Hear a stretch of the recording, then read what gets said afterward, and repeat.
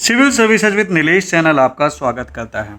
आज का टॉपिक बहुत ही ज़्यादा इम्पोर्टेंट है जो कि इंटरनेशनल रिलेशन के ऊपर बेस्ड है। इस टॉपिक से या इस वीडियो से आप डेफिनेटली 2 से 3 क्वेश्चन बिल्कुल एक्सपेक्ट कर सकते हैं इस साल। ये हमारी इंडिया ईयर बुक की समरी है जो हमने बनाई है 140 पन्नों में, जहाँ पे हमने 800 से 850 पन्ने की बुक 140 पन्ने में कन्वर्ट की है। एंड अगर आप इसे अवेल करना चाहते हैं तो आप इस वेबसाइट पे जाके ले सकते हैं। नहीं कर सकते कोई बात नहीं, इस वीडियो को देख लेना। इस वीडियो में एक एक पन्ने इंडिया ईयर बुक के जो मैंने समरी बनाई है वो हर एक चीज़ आपके साथ डिस्कस की जाएगी। अभी तक हमने land and the people cover कर लिया है, नेशनल सिंबल्स कवर कर लिया है, पॉलिटी कवर कर लिया है, डिफेंस कवर कर लिया है, लॉ एंड जस्टिस कर लिया है। आज का टॉपिक है India and the world. This is one of the most important topic of India year book summary. आइए बढ़ते हैं एंड उस पेज पे पहुंचते हैं जहां पे ये समरी है, सो दैट आपको मैं बता पाऊँ कि किस तरीके से इंडिया आज की डेट में अपनी एक अलग ही प्रेजेंस इस्टेब्लिश करता जा रहा है।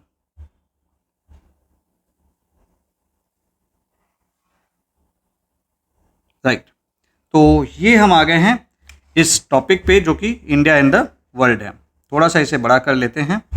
शुरुआत में तो ये जनरल चीज़ें दी है कि नेबरहुड फर्स्ट पॉलिसी की हमारे लिए नेबर्स वगैरह सब लोग भगवान हैं, काइंड ऑफ ये सारी चीज़ें है। बहुत ज़्यादा इसमें मतलब कुछ समझने वाला नहीं। बेसिक चीज़ है कि India always follow the neighbourhood first policy.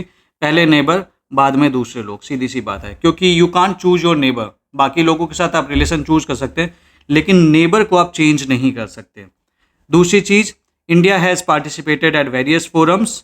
G20 new Delhi summit 2023 में India had chaired it and that is why it is mention. Then it has talked about BRICS, SCO, इन सब के बारे में बात होगी।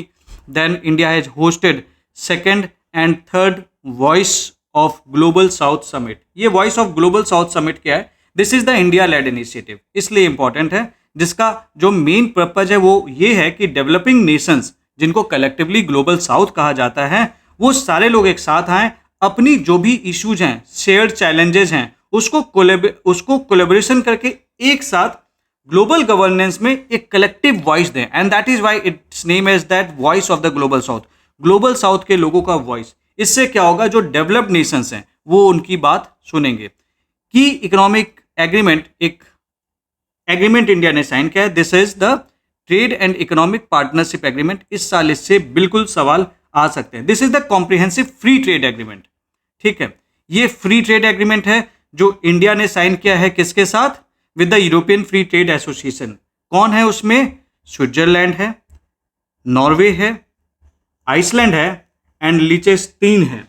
ये मैं आपको बता दूं, दिस इज इंडियाज फर्स्ट, ये इंडिया का पहला फ्री ट्रेड एग्रीमेंट है किसी यूरोपियन ब्लॉक के साथ। और इस चीज के चलते इस साल के लिए एक्सट्रीमली इंपॉर्टेंट है। आपको ये बात पता होना चाहिए कि इसमें कौन से आते हैं, और ये भी पता होना चाहिए कि इंडिया ने इनके साथ FTA साइन किया है। तो अगर ये क्वेश्चन आ जाए तो ये बिल्कुल गलती मत करना आप, ये बहुत इंपॉर्टेंट है इस साल। ये तो इन जनरल कुछ बातचीत है कि भाई हमारे प्राइम मिनिस्टर कहाँ कहाँ पे गए थे। ये इतना इंपॉर्टेंट नहीं कि वर्ड कंट्री बाय कंट्री आपको याद रह सके, तो इसको आप यहाँ पे इग्नोर कर सकते हैं, बट इसे बिल्कुल इग्नोर मत करना। Then the neighbourhood first policy. What is neighbourhood first policy? इसका सीधा सा मतलब है we have to strengthen ties with immediate neighbours. कौन है हमारे नेबर्स? अफगानिस्तान, बांग्लादेश, भूटान, मालदीव्स, म्यांमार, नेपाल, पाकिस्तान, श्रीलंका। ठीक है, एंड ये हमारे नेबर्स हैं। इनके साथ हमें like we have to strengthen our policy and focus area है कि हमारी फिजिकल कनेक्टिविटी बढ़नी चाहिए, डिजिटल कनेक्टिविटी बढ़नी चाहिए, पीपल टू पीपल टाइज बढ़नी चाहिए। ये जनरल बातचीत है। इस पे सवाल बड़ी मुश्किल है कि वो बनाएंगे एक्चुअली। जहाँ जहाँ पे सवाल बन सकते हैं हम उसको ज़्यादा फोकस करेंगे, ये आपको ध्यान रखना है। ठीक है, अब आती है बात यहाँ पे, then we have this India Afghanistan relationship. अच्छा, उससे पहले मैं बता दूं, यहाँ पे एक टर्म लिखा हुआ है consultative, non reciprocal, output oriented, outcome oriented. इसका क्या मतलब है? नॉन रेसिप्रोकल का क्या मतलब होता है?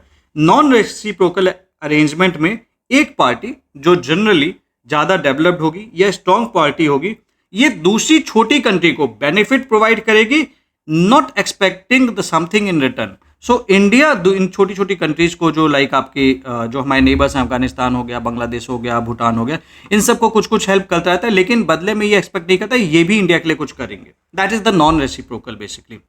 आउटकम ओरिएंटेड का बेसिकली मतलब ये है it the focus is on results not on intention and promises. बहुत सारे लोग होते हैं ना, प्रोमिसेस कर दिए लेकिन काम नहीं करते. सो यहाँ पे क्या है कि वी आर आउटकम बेस्ड.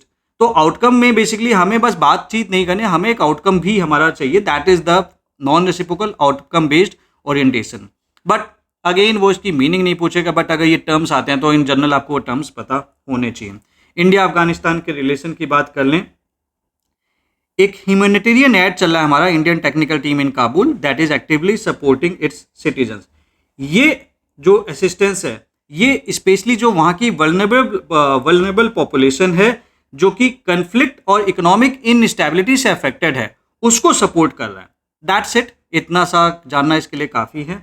उसके बाद फिर यूएन के साथ पार्टनरशिप में we are working for the welfare of Afghanistan drug users specially women. तो इसमें बहुत ज़्यादा कुछ नहीं है जो इसमें याद रखने वाला है. ये इंपॉर्टेंट है लाइक चावर पोर्ट के बारे में आपको पता होना चाहिए. Now tell me where it is. ये कहाँ पे है? ये क्या अफगानिस्तान में है? क्या ये ईरान में है? ये कहाँ पे है? ये आपके लिए एक क्वेश्चन है. देन कमिंग नेक्स्ट, इसके बाद हम समझ लेते हैं इंडिया और बांग्लादेश के रिलेशन को. Bangladesh is India's largest trading partner in south Asia. तो इंडिया का सबसे बड़ा ट्रेडिंग पार्टनर साउथ एशिया में कौन है? वो है बांग्लादेश. हमने बांग्लादेश को हेल्प किया है to open Akhaura Agartala rail link, Khulna Mongla port line rail line, Maitri super thermal project power project unit 2. ठीक है, इसके बारे में बता दूं. This is the first ever India Bangladesh cross border rail between Tripura and Akhaura. तो ये इंपॉर्टेंट है. कौन से स्टेट को कनेक्ट करता है ये बांग्लादेश से ये रेल लिंक, ये आपको पता होना चाहिए. That is the Tripura. इसमें गलती बिल्कुल मत करना. ये तो simple boost port based trade and connectivity, इससे ही ये चीज़ समझ में आ जा रही है. ये अच्छा है, आप बताओ ये कहाँ पे है? क्या खुलना या मोंगला इंडिया में है या फिर ये बांग्लादेश में भी है? ये आपका क्वेश्चन है, आपको ये बताना है. मैं आपको लेकिन इस चीज़ से एक चीज़ रिलेटेड जरूर बता दूँ. जो मोंगला है, ठीक है, Mongla is the second largest port of Bangladesh. इसको हमने कनेक्ट कर लिया है ब्रॉड गेज रेलवे नेटवर्क के साथ, खुलना के साथ. So that is a very important development for the Bangladesh and that is why they are thankful to India. ठीक है.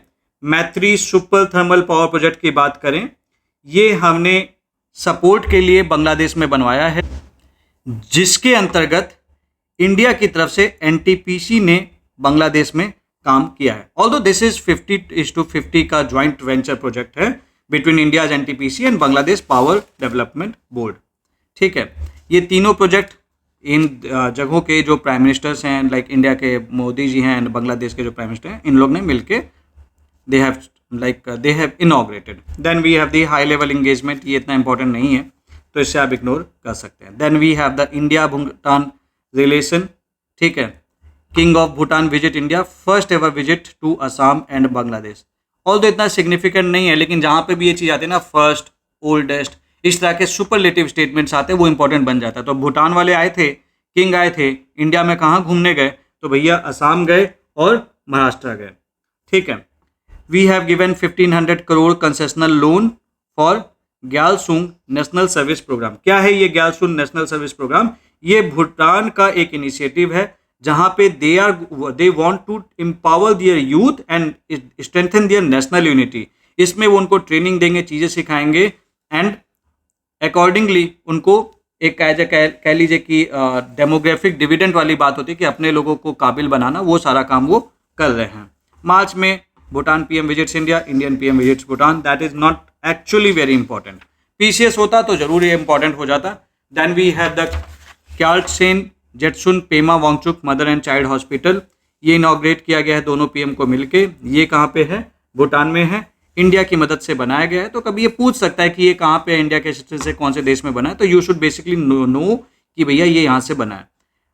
Indian PM was conferred order of the Druk Gyalpo Bhutan highest civilian award. तो ये कहाँ का अवार्ड है ये आपको पता होना चाहिए. पीएम मोदी को मिला है, इसलिए स्पेशली आपको ये बात पता होनी चाहिए.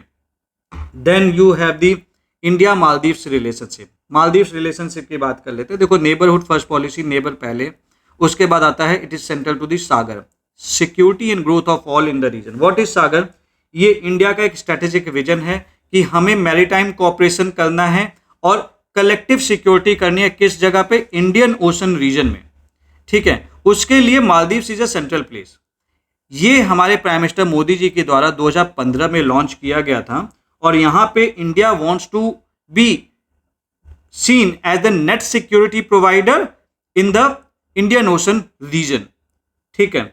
और ये चीज कहीं ना कहीं इसलिए भी है क्योंकि we want to use it to counterbalance to others regional influences। जैसे चाइना अपनी इंपॉर्टेंस दिखाना चाहता है, और भी नेशंस हैं जो चाहते हैं कि उनका दबदबा बना रहे, इंडिया चाहता है कि इंडिया का दबदबा बना रहे। दैट्स इट, यही है मेनली इसमें जो समझने वाली बात।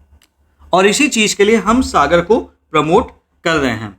अब प्रेसिडेंट ऑफ मालदीव्स इंडिया है, और मैं आपको बता दूं जैसे ये इंडिया है, इसके इस वाले पोर्शन पे मालदीव्स है, तो ऑब्वियस ये बात है ये इसके लिए इंपॉर्टेंट हो जाता है। So we had some high level visits. ये इतना इंपॉर्टेंट नहीं है, ये इतना इंपॉर्टेंट नहीं है। लाइक बस इतना आपको पता होना चाहिए कि new runway at this Hanimaadhoo international airport, this was inaugurated virtually. कहाँ पे है ये? मालदीव्स में है, क्योंकि इंडिया की मदद से बना है तो इसका नाम पता होना चाहिए। 700 social housing units were handed over to Maldives. किसके द्वारा फाइनेंस किया गया? एक्जिम बैंक के द्वारा किया गया, तो ये बात पता होनी चाहिए। और ये इंपॉर्टेंट है कि रुपए कार्ड को मालदीव्स में लॉन्च किया गया। तो सवाल पूछ लिया कहाँ पे लॉन्च किया गया, इसमें से किस कंट्री में लॉन्च किया गया, तो at least Maldives is a name, ये आपको याद रखना है। Then come to the India Myanmar relationship. India के म्यांमार के साथ हमारा लगभग 1700 किलोमीटर का लैंड बॉर्डर है। And definitely first neighbourhood policy क्योंकि हमारे नेबर है, एंड देन नेक्स्ट ईस्ट क्योंकि हमारे ईस्ट में ये आता है, that is the far east, ठीक है। And it is the gateway to the south east India because it is the only Asian country that is bordering India, ठीक है। ये पता होना चाहिए कि भाई which is the only Asian country that borders India, that is the Myanmar, ठीक है। ये इतना इंपॉर्टेंट नहीं। Kaladan multi modal transit project, ये इंपॉर्टेंट है, यहाँ पे ये प्रोजेक्ट रन कर रहा है। Apart from that IMT, India Myanmar Thailand trilateral highway, ये एक रीजनल कनेक्टिविटी प्रोजेक्ट है जो मोरे को कनेक्ट करेगा। कौन सी जगह नाम है? मोरे। कहाँ पे? इंडिया में, मणिपुर में। मोरे को कनेक्ट करेगा किससे? ये मणिपुर में, दिस इज मणिपुर, कनेक्ट करेगा माईसॉट जो कि थाईलैंड में है, इससे कनेक्ट करेगा। That is why it is India Myanmar Thailand, और बीच में म्यांमार होगा तो इंडिया के मोरे से निकलेगा माईसॉट थाईलैंड तक जाएगा और म्यांमार, तो ये वहाँ पे रीजनल कनेक्टिविटी में हेल्प करेगा, ठीक है। ये चीज़ है and this actually complements this, तो ये आपको पता होना चाहिए। Then India Myanmar foreign office consultations, ये सब बहुत जनरल, देखो ये सब कंसल्टेशंस वगैरह होते रहते हैं, तो इस पे इतना हमें ध्यान नहीं देना है कि भाई हाँ क्या कंसल्टेशन हुआ, क्योंकि उससे वो पूछेंगे नहीं। वो कोई जैसे मज़ेदार मसाला न्यूज या फिर कोई फर्स्ट चीज़ है या फिर कोई फर्स्ट चीज़ टाइम पे इंट्रोड्यूस है, इस टाइप के सवाल पूछते हैं, वो कुछ भी नहीं पूछते हैं, तो ये आपको ध्यान रखना है। देन ऑपरेशन सद्भाव, ये इंपॉर्टेंट बन जाता है, आपको इसके बारे में पता होना चाहिए। व्हाट इज दिस ऑपरेशन सद्भाव? ऑपरेशन सद्भाव एक रिलीफ इनिशिएटिव है जो इंडिया के द्वारा लॉन्च किया गया था 2024 में। किसके लिए लॉन्च किया गया था, क्यों लॉन्च किया गया था? क्योंकि देयर वाज अ टाइफून उस नेम वाज यागी। ये टाइफून आया था जिसके चलते म्यांमार, वियतनाम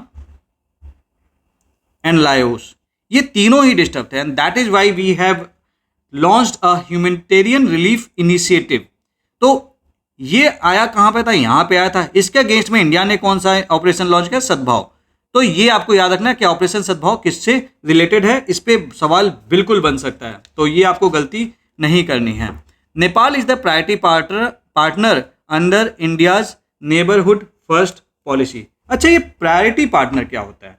प्रायोरिटी पार्टनर वो कंट्री होती है जो कि एक कंट्री के लिए स्ट्रेटेजिकली इंपॉर्टेंट होती है इन टर्म्स ऑफ डिप्लोमेटिक हो सकता है, इकोनॉमिक हो सकता है, डिफेंस हो सकता है, कल्चरल कोऑपरेशन में, ठीक है। That is the priority partner. And अगर हमारा नेपाल के साथ ओपन बॉर्डर है, इसका सीधा सा मतलब है कि यहाँ के लोग वगैरह का जो मूवमेंट है that is the free movement, और ऐसे केस में we don't need a visa, ठीक है। सो ये चीज़ ये बताता है we have a open border with Nepal. So diplomatic events ये इतना इंपॉर्टेंट नहीं है, इसको आप इग्नोर कर सकते हैं. Then we have some agreements between NTPC and Nepal electric authority for renewable energy developments. तो कौन सी ऑर्गेनाइजेशन है? तो देखो, एनटीपीसी का प्रोजेक्ट नेपाल में भी रनिंग है, एनटीपीसी का प्रोजेक्ट बांग्लादेश में भी रनिंग है. ठीक है, वो इतना इंपॉर्टेंट नहीं है. लेकिन MuNal satellite it is important. What is this MuNal satellite? ये एक क्यूब स्टैट है, मतलब एक छोटी सैटेलाइट है. ठीक है, ये किसने डेवलप की है? ये नेपाल के स्टूडेंट्स ने डेवलप की है. क्यों डेवलप की है? क्योंकि उनको vegetation density database earth surface का स्टडी करना है और इन्वायरमेंटल स्टडी वगैरह करना है. That is why they have launched, but they don't have a technology of their own, so they have launched it with the help of India. ठीक है, तो मूनल सैटेलाइट किससे रिलेटेड है? That is related to Nepal and India उसमें help कर रहा है. तो ये आपको पता होना चाहिए. देखो, ये मेन चीजें हैं, आपको सारी चीजें याद रखने की जरूरत नहीं है. अभी देख के आपको लग रहा है यार ये भी याद रखना, ये भी याद रखना, ऐसा कुछ नहीं है. मेन चीजें जो बता रहा हूँ बस उतना याद कर लेना, आपका काम हो जाएगा. Then we have this India Pakistan relation. Pakistan, India चाहता है कि भैया तुम सही से रहो, तमीज़ में रहो, लेकिन पाकिस्तान तो सुधरता ही नहीं है. खैर, तो वो वाली चीज़ें हैं, बट ठीक है, but you can't choose your neighbour. पता नहीं क्यों नफरत है उनके यहाँ पे, I don't understand. But let's hope कि some day they come to know कि भैया हमें भी people want the peace, so let be peaceful and engaged in a constructive development. So let's not go into that politics anyways. India का देखो एक ही approach है कि भैया हम नॉर्मल पीसफुल बायलैटरल रिलेशन चाहते हैं, लेकिन हम साथ साथ ये भी चाहते हैं कि भैया टेरर मत मचाओ. ठीक है, and Pakistan has known to harbour multiple terrorist organisations. ये बड़ी बुरी बात है, मतलब क्या ही बोलें. ठीक है, no compromise on international security and territorial integrity. भैया हम काहे कॉम्प्रोमाइज़ करें, हमारी नेशनल सिक्योरिटी है. ठीक है, और पाकिस्तान के ऊपर they have the owners of creating a conducive environment इस चीज़ के लिए, और ये हमारी एक राइटफुल डिमांड है. तो अगर पाकिस्तान से कोई ये वीडियो देख रहा है जो इंडिया ईयरबुक के थ्रू इंडिया के बारे में जानना चाहता है, तो अपने देश की सरकार से बात करो और कुछ अच्छा काम करो. Then we continue to engage with the Pakistan like religious pilgrimage, Kartarpur corridor, you know the things. Then security building measures, ये पता होना चाहिए. Nuclear installation agreement. हम क्यों हम क्या करते हैं ना, हर साल जनवरी में हम अपनी न्यूक्लियर फैसिलिटीज हमारी कहाँ पे, इसकी इंफॉर्मेशन एक दूसरे से एक्सचेंज करते हैं. क्यों एक्सचेंज करते हैं? ताकि हम गलती से भी ये ना बोल सके कि भैया हमको तो पता ही नहीं था तुम्हारे यहाँ पे न्यूक्लियर प्लांट है. तो इस चीज के लिए, ताकि दोनों देश एक दूसरे के न्यूक्लियर फैसिलिटी पे अटैक ना करें, क्योंकि अगर एक करेगा तो दूसरा अटैक कर देगा. So that is a security confidence building measure. Then we have this bilateral diplomacy. ठीक है, External Affairs Minister he had visited Pakistan for 23rd SCO Council of Heads of Government meeting. ठीक है, ये कहाँ पे हुई थी 23rd SCO meeting? That was held in Islamabad. And इसके जो चेयरमैन थे that was the Prime Minister Shahbaz शरीफ. ठीक है, तो ये चीज़ें दोनों कंट्री ने डिसाइड किया है कि करतारपुर साहिब कॉरिडोर को हम अगले 5 साल के लिए खोल देंगे. Then we have something about India और श्रीलंका का relation. Again neighbourhood first policy. SAGAR, ये तो भाई दिस इज वाइटल, क्योंकि नेबरहुड में है सागर में, क्योंकि उधर इंडियन ओशन के साइड आता है. ठीक है, इंपॉर्टेंट क्या है कि रिसेंटली इंडिया और श्रीलंका के prime minister of India and president of Sri Lanka, they have actually jointly launched UPI. अब दोनों ने मिलकर UPI लॉन्च कर दिया. फायदा क्या होगा? इसका फायदा ये होगा कि जो इंडियन नेशनल्स जो श्रीलंका जाएंगे वो रियल टाइम पेमेंट कर सकते हैं अपने मोबाइल फोन का यूज करके. इससे जो फाइनेंशियल ट्रांजैक्शंस हैं, जो टूरिस्ट हैं, स्टूडेंट्स हैं, बिजनेस ट्रैवलर्स हैं, वो आराम से वहां पे ट्रांजैक्शन कर सकते हैं, उनको टेंशन लेने की जरूरत नहीं है. और कहीं ना कहीं UPI को इंटीग्रेट किया गया है लंका QR. ठीक है, सो ये चीज इंटीग्रेट की गई लंका QR, ताकि आप कम से कम 3.5 लाख मर्चेंट पॉइंट्स पे बिल पेमेंट कर सके. Then we have the India USA comprehensive global strategic partnership. Our engagement mechanism involves 2+2 ministerial dialogue. ठीक है, 2+2 मिनिस्ट्रियल डायलॉग क्या होता है? This is a strategic diplomatic framework, जहां पे वी हैव जो हमारे फॉरेन मिनिस्टर्स हैं एंड डिफेंस मिनिस्टर्स हैं, अपन मिलते रहते हैं और चीज़ें डिस्कस करते रहते हैं. इंडिया का 2+2 मिनिस्ट्रियल डायलॉग अरेंजमेंट करेंटली केवल USA के साथ है, जापान के साथ है, ऑस्ट्रेलिया के साथ है रशिया के साथ है, एंड लेटेस्ट में यूनाइटेड किंगडम, इनके साथ है। केवल 5 नेशन से अगर कभी सवाल आ जाए 2+2 मिनिस्टर डायलॉग किसके साथ है, तो इनके साथ है। ठीक है, तो ये आपको पता होना चाहिए। Then this G20 I2U2 Quad के थ्रू भी ये लोग इंटरेक्ट करते हैं। What is I2U2? ये स्ट्रेटेजिक इकोनॉमिक पार्टनरशिप है जिसके कंट्रीज कौन कौन सी हैं? इंडिया है, I2 एंड इजराइल है, एंड यू से UAE है, एंड USA है। ठीक है, अब्राहम एकॉर्ड्स के बाद इसे साइन किया गया था। And then we have this Quad. Quad का पर्पज क्या है? क्वाड का पर्पज इतना सा है कि we want free, open, inclusive and resilient Indo Pacific region. कौन कौन सी कंट्रीज में आती हैं? इंडिया आता है, ऑस्ट्रेलिया आता है, जापान आता है, एंड USA आता है। ठीक है, ये 4 नेशंस हैं। Then we have the defence and security corporation. तो हमने एक्सरसाइज सी ड्रैगन 24 में पार्टिसिपेट किया था। This is exercise sea dragon, ये USA के द्वारा कंडक्ट कराया जाता है। That is the multinational. इसमें पार्टिसिपेट करने वाली कंट्रीज का नाम था इंडिया। इंपॉर्टेंट है कि इंडिया ने पार्टिसिपेट किया था, otherwise India, USA, Japan, Australia and Korea. तो that's why it is multinational. ठीक है, this is anti submarine warfare exercise, ये इंपॉर्टेंट है। Then we have the exercise tiger triumph 24। This is humanitarian assistance and disaster relief. Main चीज देखो, यहाँ पे आपसे मेनली वो यही पूछेगा कि कौन कौन सी कंट्रीज में इन्वॉल्व थी। तो एक्सरसाइज टाइगर ट्रायम्फ में इंडिया एंड USA इन्वॉल्व थी। ठीक है, देन यहाँ पे तो ये मल्टीनेशनल था, तो ये आपको याद रखना है। Then we have major diplomatic events like ये आए, जेक सुलिवन आए इंडिया और PM से मिले, ये इतना इंपॉर्टेंट नहीं है। इंपॉर्टेंट क्या है कि PM visited US for 4th Quad Leaders Summit hosted by US President. Quad के members India, USA, Japan and Australia. Thereafter, they had adopted Quad Wellington Declaration. अब ये क्या है? पहला सवाल तो वो यही पूछ देंगे कि विल्मिंगटन डिक्लेरेशन किससे रिलेटेड है, तो आप इसका आंसर देंगे क्वाड से रिलेटेड है। किसके द्वारा, कौन से नेशंस ने अडॉप्ट किया, आप लिखेंगे इन्होंने अडॉप्ट किया है। अब है क्या? It emphasise promoting sustainable energy solutions. तो बेसिकली हमें सस्टेनेबल एनर्जी सॉल्यूशंस चाहिए, focusing on high efficiency cooling systems. ठीक है, to address climate related challenges in Indo Pacific region. तो ये आपको पता होना चाहिए। उसके अलावा हमने क्वाड ने quad cancer moon shot initiative launch किया है। ये क्या है? क्वाड कंट्रीज ने सर्वाइकल कैंसर से फाइट करने के लिए इंडो पैसिफिक में इस इनिशिएटिव को लॉन्च किया। तो कौन सा कैंसर है? This is the cervical cancer, ये आपको पता होना चाहिए। Then we have this bilateral meeting with US president led to the adoption of 4 documents. ये इतना इंपॉर्टेंट नहीं, ये इतना इंपॉर्टेंट नहीं, ये इंपॉर्टेंट है। That is IPF pillar 2, pillar 3 and pillar 4। देखिए, IPF is Indo Pacific economic framework for prosperity. ये एक US लेड इनिशिएटिव है, इकोनॉमिक इनिशिएटिव है जिसमें 14 कंट्रीज हैं, जिसमें इंडिया भी एक पार्ट है। इसका मेन पर्पज है कि इंडो पैसिफिक रीजन की जो कंट्रीज हैं वहां पे हमें इकोनॉमिक कोऑपरेशन करना है। ठीक है, इसके 4 पिलर्स हैं।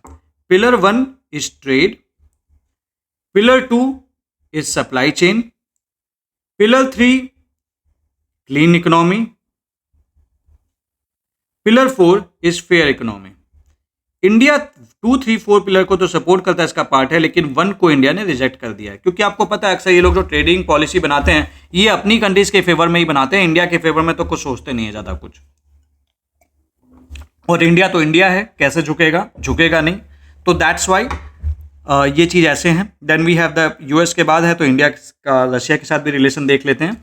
We have a special and privileged strategic partnership. Why special? Special का सीधा सा मतलब है वी डज रिकॉग्नाइज कि हमारा जो इंट्रैक्शन है दैट इज हिस्टोरिकल डेप्थ है हमारे रिलेशनशिप में। प्रिविलेज्ड का बेसिकली मतलब ये है कि we do indicate a priority status to USA in foreign policy. तो हम एक दूसरे पर ट्रस्ट करते हैं। For me USA is a priority country. Strategic multi dimensional cooperation है हमारा, अलग अलग चीज़ों को जो पे, चाहे वो एनर्जी है, चाहे स्पेस है, चाहे इकोनॉमी है, एजुकेशन है, कल्चर है, इंटरनेशनल डिप्लोमेसी है। ठीक है, तो ये जनरल चीज़ें हैं। अब प्राइम मिनिस्टर ने रशिया विजिट किया था in the 22nd India Russia annual summit. It was co chaired with Russian president. ये इतना इंपॉर्टेंट नहीं है, इंपॉर्टेंट ये है कि order of the Saint Andrew the Apostle, ये चीज़ प्राइम मिनिस्टर को मिली थी, हमारे प्राइम मिनिस्टर को, and he is the first Indian recipient. So that's important. Again ये पूछ सकते हैं ये कौन सी कंट्री देता है एंड किस पर्सन को मिली है, तो ये आपको पता होना चाहिए। प्राइम मिनिस्टर ने 16th ब्रिक्स समिट अटेंड की थी कजान, रशिया में। ठीक है, कुछ नए पार्टनर कंट्रीज को वेलकम किया गया। We have adopted the Kazan declaration. Kazan declaration was adopted on 16th BRICS summit in Kazan, Russia. ठीक है, अब यहां पे आपको एक बात समझने वाली है। अगर मैं ब्रिक्स की, क्यों चूंकि यहां पे बात हो रही है, तो ब्रिक्स में अब केवल 5 नेशंस नहीं है, Brazil, Russia, India, China and south Africa. केवल ये नेशंस नहीं, कुछ नए कंट्रीज भी ब्रिक्स के साथ जुड़ गए हैं। कौन कौन से वो, उसका नाम नोट कर लीजिए। One is the Egypt, Ethiopia, Iran, UAE, Indonesia, ये 5 और आगे हैं। तो this one is the latest. कुछ बच्चों को अर्जेंटीना नाम याद होगा, बट अर्जेंटीना ने रिजेक्ट मार दिया था, बोला कि नहीं भैया हम तुमको ज्वाइन नहीं करेंगे। सो दैट्स इट, ये आपको पता होना चाहिए, नोट कर लीजिएगा, ये इंपॉर्टेंट है। ये कभी भी सीधे सीधे इस पे बेसिक सवाल बन जाते हैं और इसमें बिल्कुल गलती नहीं करना। मतलब ये आपके थाली पे परोस के दिए गए नंबर्स हैं जो आपको नहीं छोड़ना है, ये ध्यान रखना है। Then you have the India EU and European countries relationship. तो ये मैंने अभी आपसे डिस्कस कर ही लिया था। We have signed trade and economic partnership agreement with ETFA, European Free Trade Association, which includes Iceland, Norway and Switzerland. This is the first time that India has signed an FTA with 4 developed nations, and this is the first time that India has signed an FTA with an European bloc. तो ये important है, याद कर लेना, कोई बड़ी बात नहीं, इस साल पूछ लेगा वो।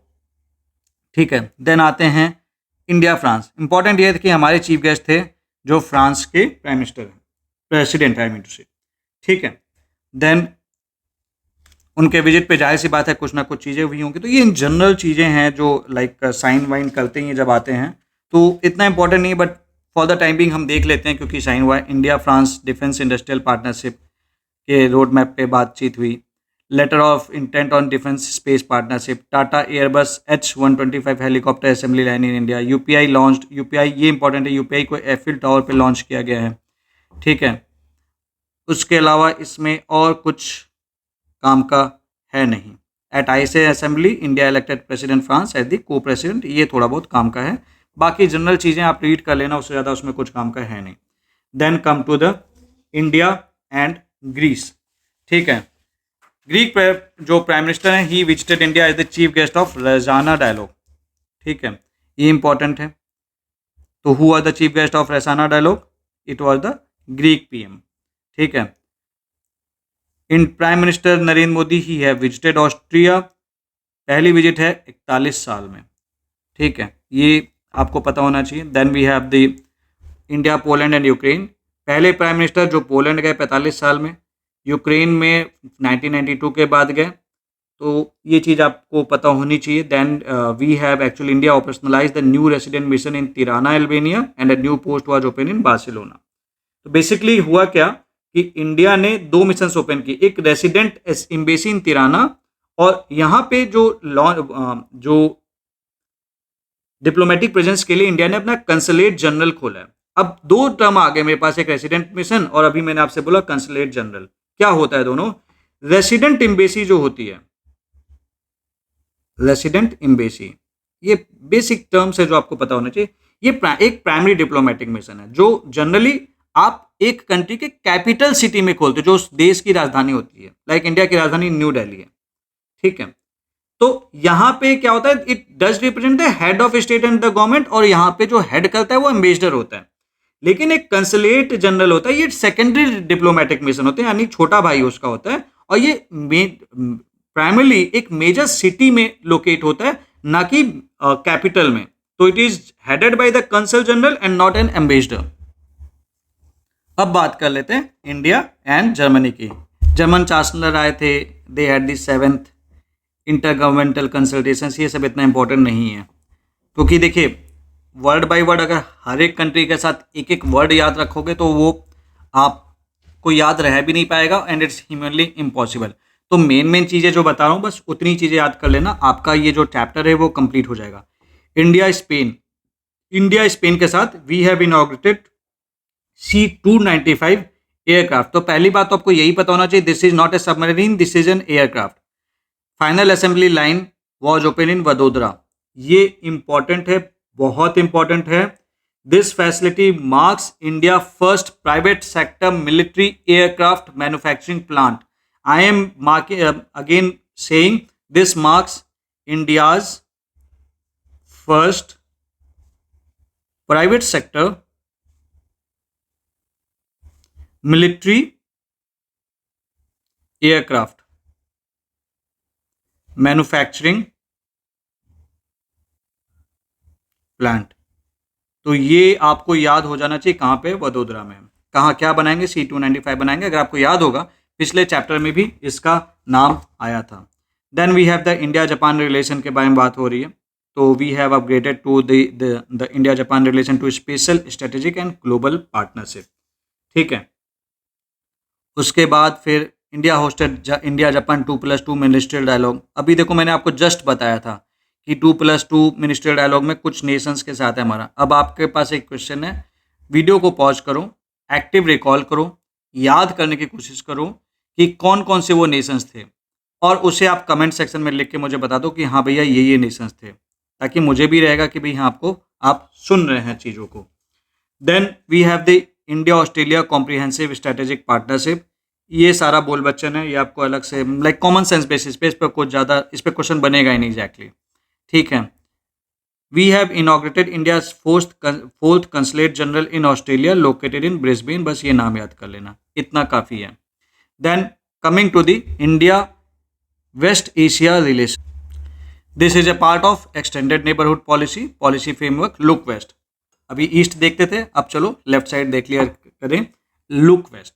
ठीक है, ओमान के साथ relation, sultan of Oman made first state visit to India. ये जनरल बात है, अगर फर्स्ट स्टेट विजिट है तो ओमान की थी। Haj agreement sign with Saudi Arabia. ठीक है, ये बहुत ज़्यादा खास नहीं है, जो आपसे सवाल बन सकते हैं। Then we have the UAE के साथ कुछ ज़्यादा डेवलपमेंट्स हुए, MU साइन फॉर दिस, ये इंपॉर्टेंट नहीं है। ये थोड़ा सा इंपॉर्टेंट है, DP world Gujarat investment pact. DP world क्या है? DP वर्ल्ड एक ग्लोबल लॉजिस्टिक और पोर्ट ऑपरेटर कंपनी है जो कि दुबई बेस्ड है। ठीक है, इसने गवर्नमेंट ऑफ गुजरात के साथ साइन किया है और उन्होंने बोला है कि अप्रोक्सीमेटली आपके देश में हम 24,000 करोड़ अगले 3 साल में इन्वेस्ट करेंगे। हम क्यों चाहते हैं कि लोग हमारी कंट्री में इन्वेस्ट करें? जाहिर सी बात है, जितना इन्वेस्टमेंट होगा उतना डेवलपमेंट भी होगा और लोगों को नौकरी भी मिलेगी। ठीक है, तो दिस इज समथिंग। तो DP वर्ल्ड गुजरात इन्वेस्टमेंट ये आपको बेसिकली पता होना चाहिए। Now PM visit to UAE, major agreements exchange, BIT, ये एग्रीमेंट एटसेट्रा। ये इतना इंपॉर्टेंट नहीं, ये इंपॉर्टेंट है। UPI India and AANI UAE।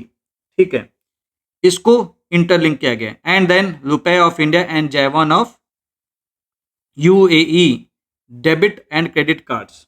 ठीक है, जो जैवान कार्ड है वो UAE का पहला नेशनल डोमेस्टिक पेमेंट कार्ड है। ठीक है, जब मोदी जी गए थे तब वो लॉन्च किया गया था, और ये इंडिया के NPCI के कंट्रीब्यूशन से बना है। बेसिकली हमने अपनी टेक्नोलॉजी उन्हें दी है। ठीक है, और इंडिया का जो रुपए कार्ड का इंफ्रास्ट्रक्चर है उसी का यूज करके ये जैवान कार्ड बना है। तो ये आपको पता होना चाहिए, this becomes very important and that is why this signifies a deepening you can say financial relationship between the two nations. ये इंपॉर्टेंट हो जाता है। Then we have the India middle East Europe economic corridor. ठीक है, ये important है। ये क्या है? ये एक मल्टी नेशनल इंफ्रास्ट्रक्चर इनिशिएटिव है जो कि G20 के दौरान जो G20 समिट हुई थी न्यू दिल्ली में, इसके दौरान इसे साइन किया गया था। और इसका मेन पर्पस क्या है? इसका मेन पर्पस बस इतना सा है कि हमें India, middle east and Europe को we have to actually increase the connectivity and go for the economic integration.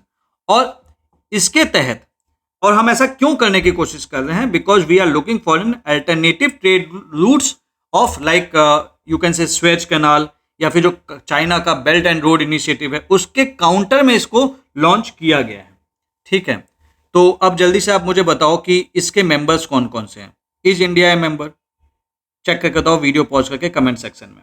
ठीक है, then we have the BAPS Hindu Mandir. तो बैप्स हिंदू मंदिर कहाँ पे लॉन्च किया गया है? ये आपको सीधी सी बात है, ये यूएई में लॉन्च किया है।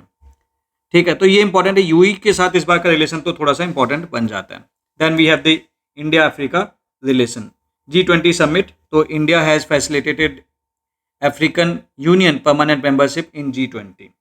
ठीक है, क्योंकि देखो जब G20 की प्रेसिडेंसी थी ना इंडिया के पास अभी 2023 में, तो हम इंडिया ने बोला कि भैया अफ्रीकन यूनियन को भी इंक्लूड करो, and that is why today Africa G20 does not have you can say 19+1, हम लिखते हैं ना 19+1 countries. No, today they have 19+1+1। This one was European Union, now you have the African Union also, और ये 19 countries. एक बार question पूछ भी चुका है यूपीएससी की G20 के मेंबर्स कौन से हैं, तो ये आपको बेसिकली पता होना चाहिए। That is very important. आपको एग्जैक्टली मतलब पूरी कंट्रीज के नाम पता होने चाहिए, सीधा सीधा पूछ देंगे। और कई बच्चे आज भी ऑल्दो यूपीएससी ने पूछ रखा है and that becomes a PYQ, गलती करके आएंगे, तो इसको बहुत अच्छे से याद कर लेना। अभी मैं आपको थोड़े टाइम में इसको याद करना भी सिखा दूंगा, but for the time Bing just think on it कि क्या आपको वो 19 कंट्रीज का नाम याद है। नहीं याद है तो थोड़ा देर वीडियो को वेट करिएगा। I will be like telling वो एक बहुत छोटा सा एक ट्रिक है जिससे आपके ये कंट्रीज के नाम आपको याद हो जाएंगे। ठीक है, देन समथिंग, ये इतना इंपॉर्टेंट नहीं है, ये इतना इंपॉर्टेंट नहीं है। President of India paid visit to Algeria, Mauritania, Malawi, first ever by Indian head of president to visit those nations. तो ये थोड़ा सा समझ लेना। ठीक है, देन India Africa relation by region, तो इसमें कुछ खास नहीं है, इसमें भी कुछ खास नहीं है, इसे छोड़ सकते हैं। Strategic importance, Central and West Asia की बात कर लें, 25 नेश कंट्रीज आती हैं। इसमें भी बस जनरल बातचीत है तो क्वेश्चन नहीं बनेगा। इस पर भी जनरल बातचीत है, क्वेश्चन नहीं बनेगा, लेकिन इस पर क्वेश्चन बन जाएगा। इंडियन ओशन रिम एसोसिएशन, जब भी पढ़ते समय अगर कोई ऐसी एसोसिएशन का नाम आ जाए जो डिफरेंट है, जिसके बारे में आपको नहीं पता है, तो थोड़ा सा उसके बारे में हल्का सा इसे गूगल कर लिया करिए। जैसे इंडियन ओशन रिम एसोसिएशन की बात करें, India is a founding members और इंडिया इसमें रेगुलरली पार्टिसिपेट कर रहा है। This is an inter governmental, पूछ लेता है इस पे बेसिस पे वो सवाल बना देते हैं, इंटर गवर्नमेंटल है कि भाई नॉन गवर्नमेंटल है। This is an inter governmental organisation, और इसका पर्पज क्या था? To foster the regional cooperation and sustainable development among the countries which are bordering the Indian Ocean. India is a member, ये important है। इसका secretariat Mauritius में है, इबीन में, EBENE। ठीक है, और टोटल जो मेंबर्स हैं उसके 23 हैं। जैसे ऑस्ट्रेलिया हो गया, बांग्लादेश हो गया, कोमोरोस हो गया, फ्रांस हो गया, India, Indonesia, Iran, Kenya, Madagascar, Malaysia, Maldives, Mauritius, Mozambique, Oman, Seychelles, Singapore, Somalia, South Africa, Sri Lanka, Tanzania, Thailand, UAE and Yemen. तो आपको बेसिकली इतना जरूर पता होना चाहिए। कई बार वो सवाल बनाते हैं कि इसमें इंडिया किसका मेंबर है, तो इसका मेंबर इंडिया है कायदे से, तो आपको इसके कंट्रीज के भी नाम याद होने चाहिए, नहीं तो बट एटलीस्ट अदरवाइज इतना जरूर याद कर लेना कि इंडिया इसका मेंबर है।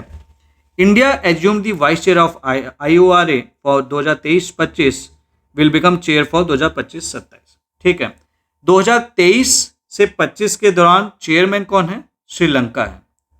ठीक है, उसके बाद इंडिया की बारी आएगी। अभी इंडिया वाइस प्रेसिडेंट एक तरीके का, वाइस चेयरमैन। इंडिया 2025 से 27 तक India will be chairing it. Then we have this platform for this important है। इंडिया एंड मॉरिशस की बात कर लेते हैं। इंडिया और मॉरिशस ने they have launched new air strip and jetty and this Agalega island, लेगा आइलैंड। ठीक है, तो ये याद कर लेना थोड़ा सा। एंड इसके अलावा Jan Aushadhi scheme is adopted by Mauritius, this is the first of its kind outside India. ये इसलिए इंपॉर्टेंट हो जाता है। जन औषधि स्कीम क्या है आपको पता ही है, दिस इज द प्रधानमंत्री भारतीय जन औषधि परियोजना। यहाँ पे इंडियन गवर्नमेंट क्या करी, they are providing the high quality generic medicine. जैसे क्या होता है ना, बहुत सारी मेडिसिन होती हैं, वो दूसरी कंपनी वाले वही चीज़ वो 2000 की बनाएंगे, आपको वो 20 रुपये में मिल जाएगी if you go for the generic version. तो इससे क्या होता है, जो मासेज है जिनके पास इतना पैसा नहीं है, जो एफर्ट नहीं कर सकते 2000 रुपये वाली चीज़, वो 20 रुपये वाली मेडिसिन लेके अपनी बीमारी का इलाज कर सकते हैं। That is why this is a very good productive initiative and progressive initiative for Indians. तो this is something like this. Then we have the president of India visited Mauritius as the chief guest at the national day celebration. तो वहाँ पे chief guest बन के गए थे president. ठीक है. India first ever high level visits, Fiji में गए, first ever presidential visit from India. टिमोर Leste में गए, first ever president visit from India. उसके बाद साउथ ईस्ट में आ जाते हैं. देखिए हम रीजन वाइज चल रहे हैं, जैसे हमने फार ईस्ट देखा, नेबरहुड देखा, वेस्ट देखा, अभी हम South east Asia and Indo Pacific देख रहे हैं. उसके बाद अगला ये आता है India in the south east Asia and Indo Pacific. 2024 के ये हाईलाइट्स हैं. यहाँ पे जो हमारा गाइडिंग प्रिंसिपल है that is the Act east policy and we are looking for free open inclusive rule based Indo Pacific. लाओ. ठीक है.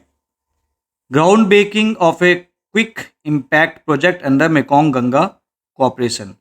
तो we have actually assisted them in opening this दोनिये secondary school.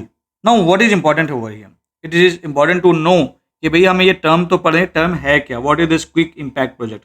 Quick impact project वो होते हैं जो छोटे स्केल के होते हैं, हाई इम्पैक्ट डेवलपमेंट इनिशिएटिव्स होते हैं जो कम टाइम में पूरे करके हम डिलीवर कर लेते हैं. So this is the quick impact project.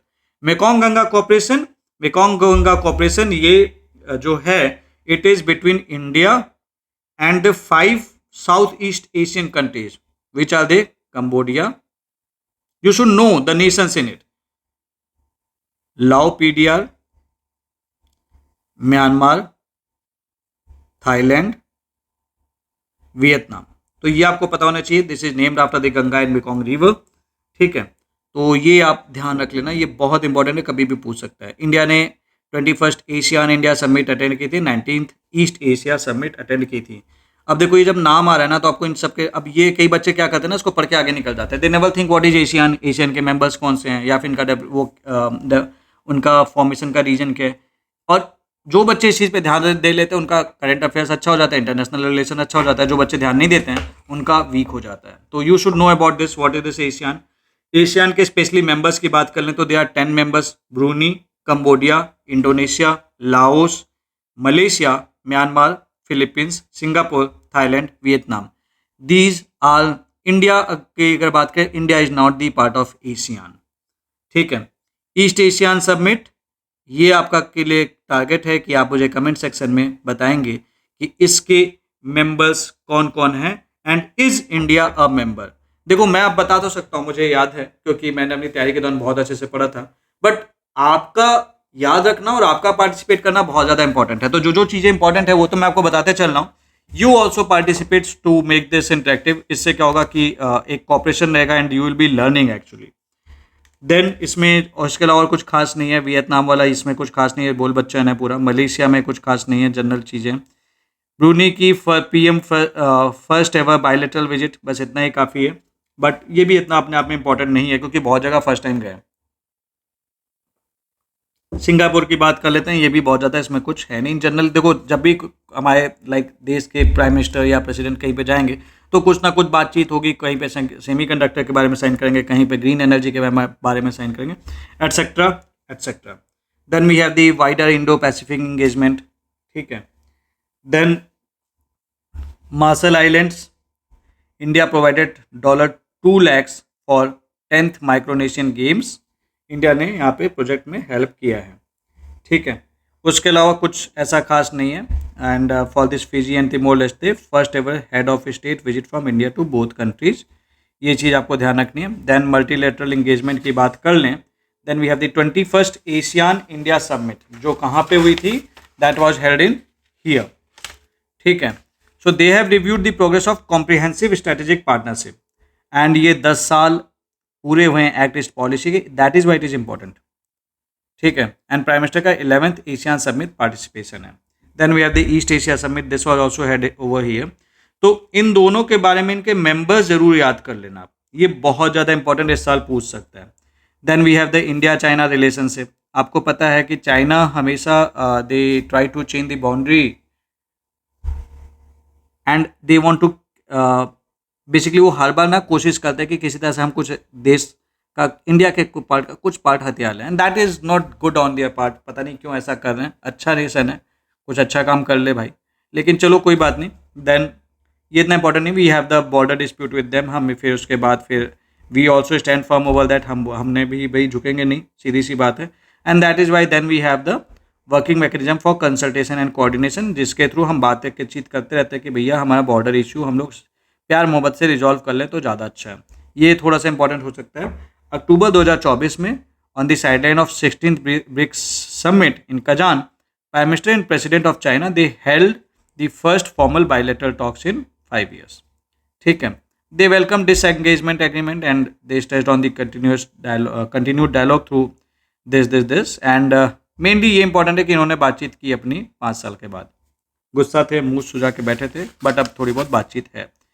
India and Russia की बात कर लें, इंडिया एंड कोरिया की बात कर लें, आई मीन टू से। सो ये इतना इंपॉर्टेंट नहीं है, ये इतना इंपॉर्टेंट नहीं है, ये इतना इंपॉर्टेंट नहीं है। ठीक है, they had actually held the 10th India Republic of Korea joint commission meeting in March 2024। इसमें कुछ खास ऐसा नहीं है कि जो आपको याद रखना है, इस पे क्वेश्चन बहुत ही मुश्किल है कि वो कुछ बना पाएंगे। देन इंडिया और यूरेशिया की बात कर लेते हैं। ठीक है, तो हम लोग यूरेशियन कंट्रीज़ के साथ एक अच्छा रिलेशन बना के रखते हैं because they are also the developed nations. Then SCO की बात कर लेते हैं, कुछ फोरम्स की बात कर लेते हैं। India participated in SCO council of head of government meeting और the council of foreign ministers meeting in Kazakhstan and Pakistan. तो एक क्वेश्चन आपके लिए बन जाता है कि who are the members of SCO, ये आपको मुझे कमेंट सेक्शन में बताना है कि SCO में कौन कौन से। उसके अलावा इंडिया और यूरेशिया के रिलेशन की बात करें तो we have active engagement in BRICS, आपको मेंबर्स पता होने चाहिए। G20 मैंने बताया था आपको मेंबर्स पता होने चाहिए। सी का conference on interaction and confidence building measures in Asia. ठीक है, एंड दिस UN तो आपको पता ही है। What is this conference on interaction and confidence building measures in Asia? This is the multilateral forum. इसका मेन पर्पज है कि हमें कॉपरेशन और पीस, सिक्योरिटी और स्टेबिलिटी अक्रॉस एशिया और ज़्यादा बढ़ानी है। इनिशिएटिव किसकी तरफ से था? ये कजाकिस्तान की तरफ से था। और कब था, कब से स्टार्ट हुआ था? ये 1992 में it was taken into the account. इसके मेंबर्स टोटल 28 हैं। इंपॉर्टेंट ये है कि आपको बस ये बात पता होना चाहिए कि इंडिया इज ए मेंबर, बस दैट्स इट, इतना ही है। ठीक है, देन की bilateral engagement, then with the Belarus we had this visit of foreign minister of Belarus and et cetera, ये इतना इंपॉर्टेंट नहीं है। देन नीचे आते हैं, ये इंपॉर्टेंट है फॉर द यूक्रेन। यूक्रेन में क्या चल रहा है आपको पता ही है, रशिया और यूक्रेन का। इंडिया ने एक हेल्प प्रोवाइड की है, we have provided 4 Bhishm cubes as humanitarian aid. तो आपसे सवाल पूछ सकते हैं what is this Bhishm? Bhishm is the Bharat health initiative for Sahyog, Hita and मैत्री। ये बेसिकली एक छोटी, एक तरह से कह लीजिए कि एक छोटा सा क्यूब है जहाँ पे भी फर्स्ट एड और ये सारी चीज़ों की फैसिलिटी वगैरह होती है, दैट्स इट। ठीक है, then we have this Poland वाला thing, first PM level visit to Poland in 45 years. आप देख रहे हैं बार बार चीज़ें जो लाइक जो पहले भी लिखे हुए रिपीट हुई है। इंडिया बुक में इसी तरह से दिया हुआ है, there is lot of repetition. तो इंपॉर्टेंट जो इवेंट्स है ना वो बार बार अगर रिपीट हो रहे हैं तो वो सवाल उस पर बन सकता है। ठीक है, India Latin America and Caribbean relations के बारे में थोड़ी बहुत बातचीत है। Then there is the first ever visit of vice president of Dominican Republic to India. ठीक, उसके अलावा फिर इसमें इतना कुछ है नहीं, इसमें इतना कुछ है नहीं। ब्राज़ील के साथ रिलेशन हमारा इंपॉर्टेंट है, we had held the first India Brazil 2+2 military and political dialogue. ठीक है, तो 9th India Brazil joint commission meeting was co-chaired by external affairs minister, तो ये थोड़ा सा इंपॉर्टेंट हो सकता है। देन वी हैव दी, इसके अलावा इसमें बाकी और कुछ काम का है नहीं। देन डायरेक्टली आ जाते हैं इंडिया एंड UN पे। इंडिया का कोर UN एजेंडा, ये इन जनरल बातचीत है कि भैया मल्टीलैटरलिज्म होना चाहिए, reform of the global order and UN Security Council का रिफॉर्म होना चाहिए। This is G4 nation, not the C4। This is the group for the UNSC reform. What are G4? G4 में कौन से नेशन है, ये सवाल बन सकता है। They are the Brazil, Germany, India and Japan. ये क्या कह रहे हैं कि भैया UNSC को ना, UN सिक्योरिटी काउंसिल, इसको एक्सपेंड करो। हो गया तुम्हारा बहुत, तुम लोग इसको अगर नहीं एक्सपेंड करोगे तो काम कैसे चलेगा? The past was different, present is different, why are sticking to the past? ये बेसिकली इस चीज़ को एडवोकेट करता है। L69 what is this? ये डेवलपिंग कंट्रीज का कोएलिशन है जो कि Africa, Latin America, Caribbean, Asia, Pacific वगैरह से हैं, जिसमें स्मॉल आइलैंड डेवलपिंग नेशंस भी हैं, जिसमें आप सिट्स भी कहते हैं। ये लोग चाहते कि यूएन सिक्योरिटी काउंसिल का एक कॉम्प्रिहेंसिव रिफॉर्म होना चाहिए ताकि सभी को इक्विटेबल रिप्रेजेंटेशन मिलनी चाहिए। ठीक है, तो ये चीज़ है और ये एक सही डिमांड भी है। अब लेट्स सी कि कब वो लोग सुनते हैं, but that is a right demand on the part of this nations. Then we have like key multinational engagements, human rights 75 high level event by OHCHR, which is the Office of High Commissioner for Human Rights, marking 75 years of Universal Declaration of Human Rights. ठीक है, what is this human rights 75 high level event? ये OHCHR के द्वारा, और it is co-hosted bye, इसमें नहीं लिखा it is co-hosted by the government of Switzerland. यहाँ पे बेसिकली हम ह्यूमन राइट्स की बात करते हैं घुमा फिरा के। ठीक है, that there is a global commitment to human rights in contemporary context, करें चाहे ना करें बट हम उसके बारे में बातचीत जरूर करते हैं। ठीक है, then we have this global refugee forum. This is the world largest international gathering focusing upon the refugee and their host communities, and ये भी किसके द्वारा होस्ट किया जाता है? It is hosted by UNHCR and it is co-hosted by the government of Switzerland. तो Switzerland का इसमें बहुत इंपॉर्टेंट रोल है। तो रेफ्यूजी से रिलेटेड बातचीत आ गई तो हम ये बात बोल देंगे कि भैया इसका रोल है और स्विट्जरलैंड का इंपॉर्टेंट बात है। ठीक है, president of UN general assembly he called upon the president of India, that was a courtesy call. ठीक है, इसमें बहुत ज़्यादा कुछ खास नहीं है, ये थोड़ा सा खास है। India hosted for the first time the 46th session of UN world heritage committee. और जब ऐसा हुआ होगा तो ऐसा कैसे हो सकता है कि इंडिया का कोई प्रॉपर्टी इसमें नहीं इन्वॉल्व हुआ होगा, कोई या फिर नाम नहीं आया होगा? तो we have India Moidams, MOIDAMS। This is the mount burial system of the Ahom dynasty of Assam. तो अहोम डायनेस्टी इस बार पढ़ लेना, क्वेश्चन बन सकता है अहोम डायनेस्टी। और ये तो पढ़ ही लेना कि इंडिया में कौन कौन से लाइक वर्ल्ड हेरिटेज कमिटीज हैं, लेटेस्ट वाला कौन सा है। तो this is the has become the latest one. This is the countries 43rd world heritage site. ठीक है, और असम की ये पहली कल्चरल साइट है जो इसका पार्ट बनी है। तो वर्ल्ड हेरिटेज साइट्स कौन कौन सी हैं इंडिया की, ये इस बार याद कर लेना, सवाल बन सकता है। इंडिया एयर बुक में भी एक तरह से इनडायरेक्टली इन्होंने रिफर किया है। देन ये इन जनरल बातचीत है, इतना कुछ है नहीं। India and UN peace keeping, इससे रिलेटेड जो इंपॉर्टेंट इन्फॉर्मेशन थी वो आपको पिछले चैप्टर्स में ऑलरेडी डिस्कस की जा चुकी है। Then this India and the climate change की बात कर लेते हैं। We have this COP World Climate Action Summit. ठीक है, इंडिया ने पार्टिसिपेट किया, इंपॉर्टेंट है इंडिया ने पार्टिसिपेट किया, लेकिन इससे इतना काम की बात नहीं निकल के आ रही। कुछ और इंपॉर्टेंट बात समझ लेते हैं। देखिए, वर्ल्ड क्लाइमेट एक्शन समिट, ठीक है, जो कि दुबई में हुई थी फॉर दिस सीट, लाइक मैं आपसे COP 28 की बात कर रहा हूँ। इसमें कुछ नेगोशिएशंस हुई थी, क्या क्या? So there was a historic agreement to transition away from the fossil fuel. पहली बार 200 कंट्रीज ने यूनिवर्सली एग्री किया कि हमें फॉसिल फ्यूल्स की जगह हमें कुछ और सोचना चाहिए। We should aim to achieve the net zero emission by 2050। इसका नाम रखा गया UAE कंसेंसस। तो कभी भी आए ना UAE कंसेंसस क्या है तो आप बता देना, क्वेश्चन गलती मत करना।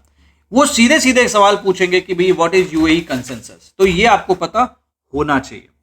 ठीक है, then there was the global cooling pledge. आजकल इस पे बातचीत चल रही है, ग्लोबल कूलिंग प्लेज। ठीक है, तो ग्लोबल कूलिंग प्लेज क्या है? It aims to reduce emission from the cooling sector and improve energy efficiency in cooling technology. ठीक है, उसके अलावा इंडिया का रोल क्या रहा यहाँ पे? तो हमने मिशन लाइफ और ग्रीन क्रेडिट इनिशिएटिव के बारे में बातचीत की। हमने बताया कि भैया Mission Life which is lifestyle for environment, उसको हमने प्रमोट किया और हमने लॉन्च किया ग्रीन क्रेडिट इनिशिएटिव। ये this aims to incentivize pro-environmental actions through a global platform for innovative environmental programs। तो ये इंडिया ने लॉन्च किया था। मिस्टी की बात की थी, ये बार बार नाम आता है, आपको इंपॉर्टेंट होना चाहिए। What is MISHTI? Mangrove initiative for shoreline habitat and tangible incomes. तो जब भी मिस्टी की बात आएगा मैनग्रोव लिखा है तो टिक कर देना। ठीक है, तो ये चीज़ है, ये पता होना चाहिए। Then we have this leadership group for industry transition. India ने इसको को होस्ट किया था, किसके साथ किया था? स्वीडन एंड कतार के साथ। ये कोलैबोरेटिव इनिशिएटिव है जो कि इंडिया और स्वीडन ने मिलकर लॉन्च किया था। कब लॉन्च किया था? During the UN climate Action summit 2019 में। और इसको WEF सपोर्ट करता है और इसमें क्या होता है, lead it brings together countries and companies, और ये चाहते हैं कि there should be net zero carbon emission by 2050 aligning with the rules of Paris climate. ठीक है, तो ये चीज़ है। Then we have the high level event on the green credits programme, जो कि मैंने बताया था, इंडिया को होस्टेड विद UAE।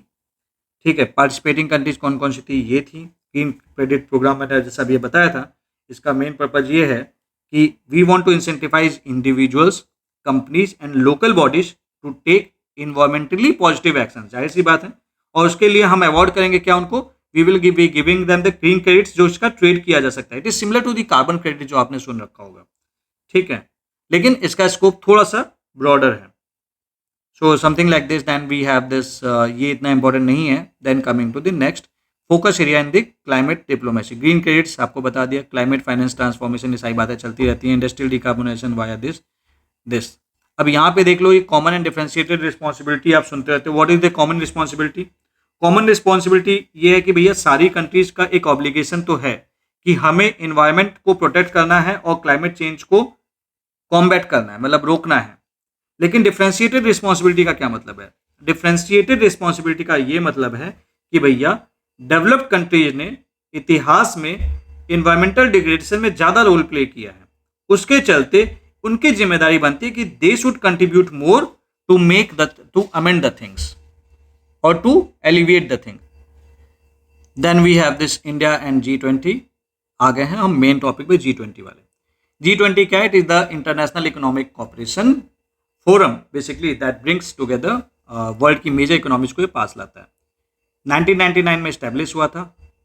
ठीक है, और बाद में लीडर समिट के लिए अपग्रेड कर दिया गया था पोस्ट 2028। एनीवेज इतिहास की बात नहीं करते, मेन मेंबर्स हमको याद होना चाहिए। तो अगर आप मेंबर्स बाबा भूल जाएं तो इस तरह से याद कर लीजिए।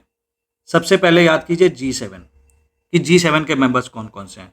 You know G7 excludes USA, so we have the USA, या excludes Russia, so you have the USA, Canada,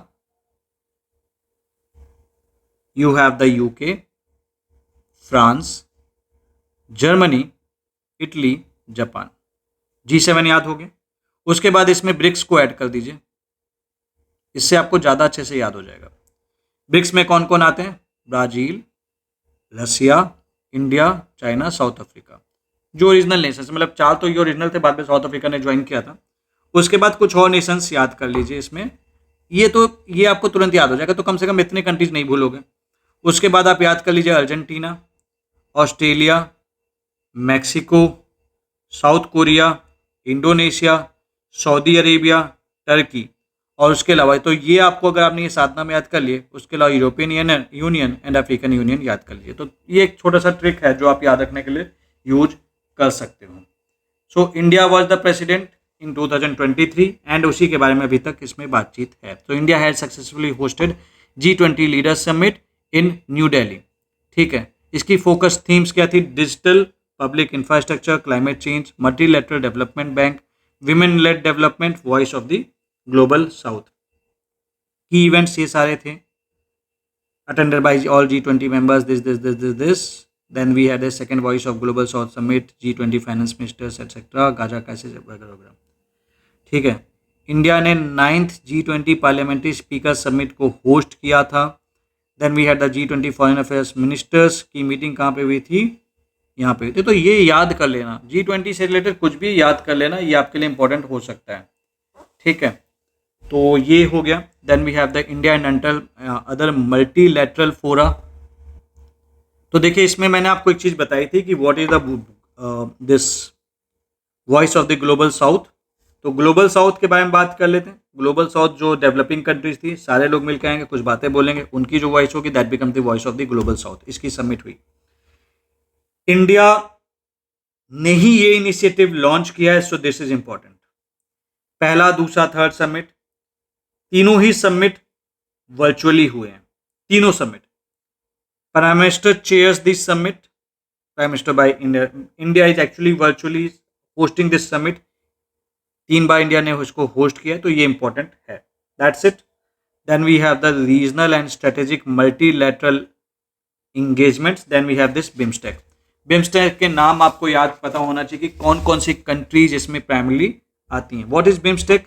bay of Bengal initiative for multi sectoral technical and economic cooperation. ये एक रीजनल ऑर्गेनाइजेशन है जो कि basically it want to foster the cooperation among countries which are bordering bay of Bengal. ठीक है, कौन कौन सी कंट्रीज आती हैं इसमें? Bangladesh, Bhutan, India, Myanmar, Nepal, Sri Lanka and Thailand. तो ये नाम आपको याद होना चाहिए. इतना याद है तो काम हो जाएगा. इन जनरल वो इससे बाहर सवाल नहीं बनाएंगे. Then we have this Colombo process. Colombo process क्या है? कोलंबो प्रोसेस में बेसिकली देखिए, this is a regional consultative process. उसमें होता क्या है कि basically they are putting a dialogues, बातचीत चल रही है कि भैया किस तरीके से we are can manage the overseas employment and contractual labour for the countries of origin in Asia. क्योंकि देखिए इंडिया से बाहर लोग निकल के जाते हैं, बांग्लादेश से जाते हैं, अफगानिस्तान से जाते हैं, चाइना से जाते हैं, इंडोनेशिया से जाते हैं. तो Colombo process it is a regional consultative forum for migrant workers from south and south east Asia. तो उनके हित की जो बातें होंगी वो that is related to the Colombo process. India assume chair for the first time for 2024 to 26. ठीक है, इसमें 12 एशियन कंट्रीज आते हैं. They are that are the primary labour sending nations. वो लेबर सेंडिंग नेशंस हैं, अलग अलग देश में जो भेजे जाते हैं लेबर्स. ठीक है, उसमें कौन कौन से हैं 12 नेशंस कोलंबो प्रोसेस में? Afghanistan, Bangladesh, Cambodia, China, India, Indonesia, Nepal, Pakistan, Philippines, Sri Lanka, Thailand, Vietnam. Most importantly, it is related to the labor sending nations for their employment and contractual labor conditions, and this is a non-binding platform and India is a part. इतना याद रहेगा तो काम हो जाएगा. Then we have the Colombo Security Initiative. तो India ने एक चार्टर साइन किया है to establish the permanent secretariat. What is this Colombo security initiative या फिर कनक्लेव कह लीजिए. सो ये एक रीजनल सिक्योरिटी इनिशिएटिव है इंडियन ओशन रीजन का, जो कि स्टैब्लिश किया गया है to enhance cooperation among the member states on common security challenge. जो भी कॉमन सिक्योरिटी चैलेंज है उसको हमें मिलके हैंडल करना है.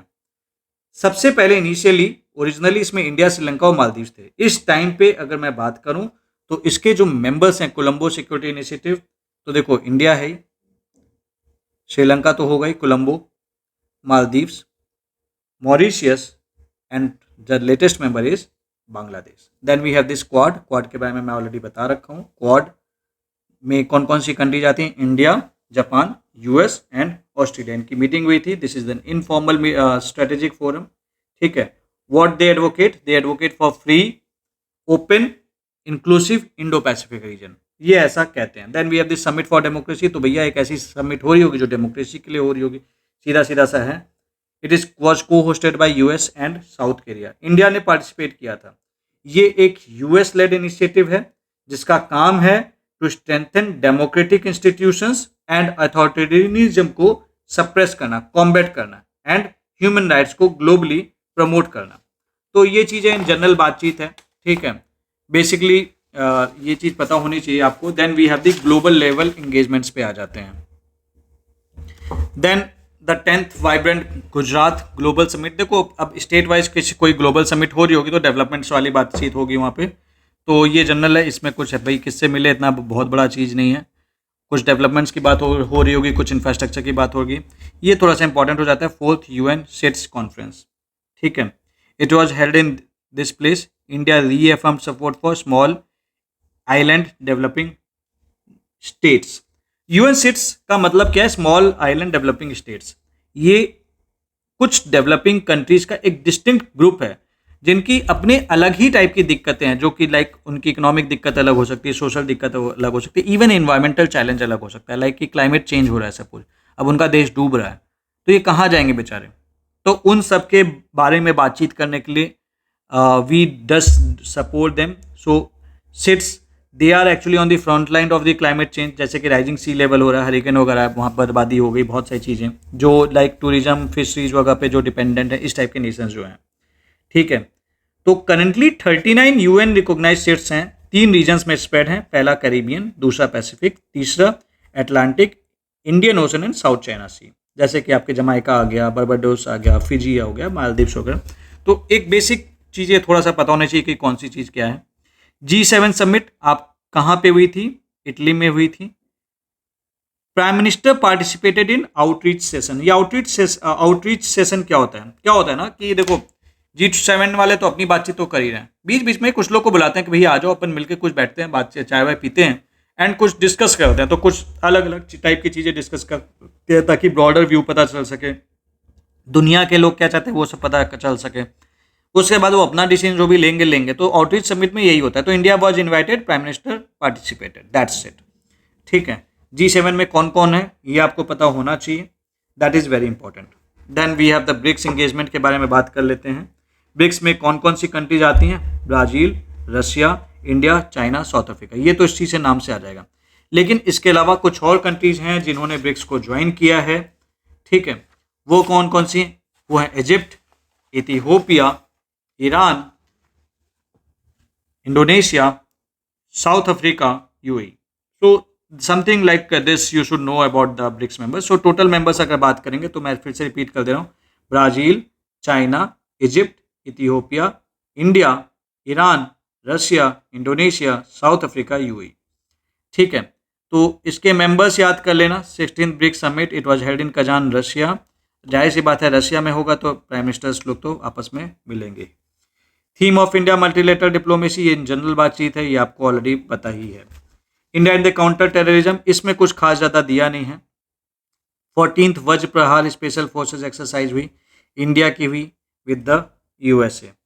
ठीक है, कहाँ पे हुई इतना इंपॉर्टेंट नहीं है, किसके साथ हुई वो इंपॉर्टेंट है। Then we have the 20th India US counter terrorism joint, ये इतना इंपॉर्टेंट नहीं है, इसमें कुछ सवाल बनेगा नहीं।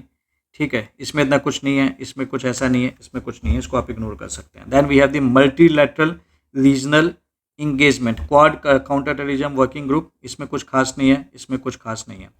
India and disarmament and international, देखिए अब आप में कुछ लोगों के सवाल आ सकते हैं कि सर कुछ खास नहीं है तो डाला क्यों इंडिया एयरबुक में? क्योंकि देखो अगर मैं नहीं डालूंगा ना तो आप लोग बोलोगे अरे सर आपने तो कुछ दिया ही नहीं है।